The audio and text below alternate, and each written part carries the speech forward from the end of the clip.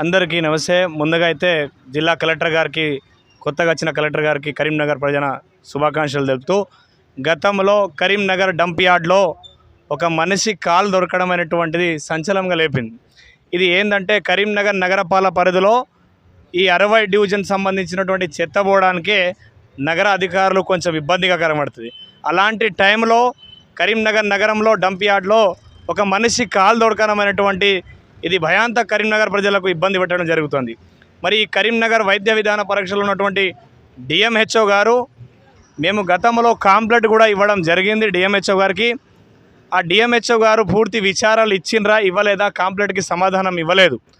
Electronic media రోజు ఒకటికి పోయి అడిగితే డిఎంహెచ్ఓ గారికి అడిగే ప్రశ్న ఏంటంటే, మేము మీకు చెప్పాల్సిన అవసరం లేదు, మా పని మేము చేస్తున్నాం అంటున్నారు. మరి డిఎంహెచ్ఓ గారు ఏం పని చేస్తున్నారు కరీంనగర్ జిల్లాలో? కరీంనగర్లో మీ బస్తీ దవాఖానాలలో ఏం నడుస్తుంది మీకు తెలుసా?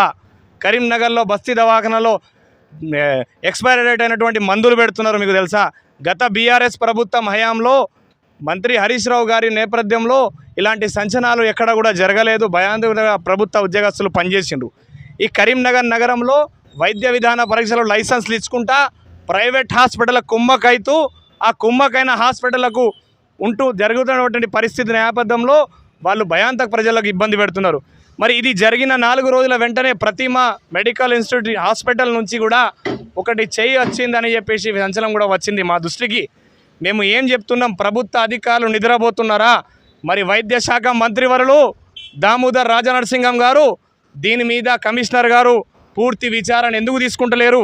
మరి ప్రభుత్వంలో ఉన్నటువంటి మేము ప్రజా సంఘ నాయకులు కావచ్చు, ప్రజల్లో కొట్లాడేటువంటి బీఆర్ఎస్ కార్యకర్త కావచ్చు, మాకు అడిగితే సమాధానం ఎందుకు ఇవ్వాలని చెప్పేసి అడుగుతున్నాను ఈరోజు మిమ్మల్ని.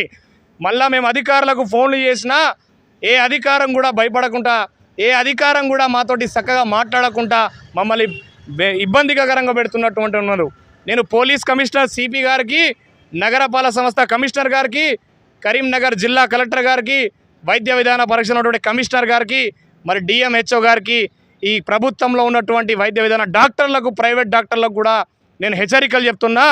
మీరు ప్రైవేట్ హాస్పిటళ్ళు కరీంనగర్ జిల్లాలో కట్టుకొని మీ దగ్గర ఉన్నటువంటి కుట్రాలు కుతంత్రాలు చేసి మీరు ఇల్లీగల్ సర్జరీలు చేసి ఇల్లీగల్గా పనులు చేసి మేము అధికంగా తప్పిపోదామనంటే ఆలోచన చేస్తున్నారు.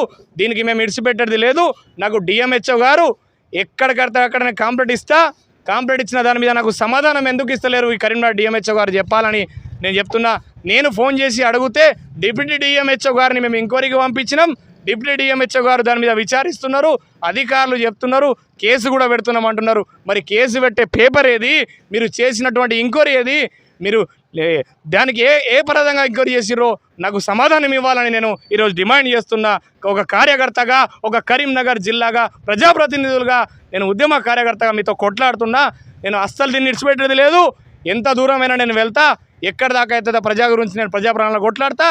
మరి గౌరవనీయులైనటువంటి ఈ రాష్ట్ర ముఖ్యమంత్రి గారు ఈ రాష్ట్రంలో ఉన్నటువంటి పరిపాలించిన అధికారులు నిద్రపోతున్నారు.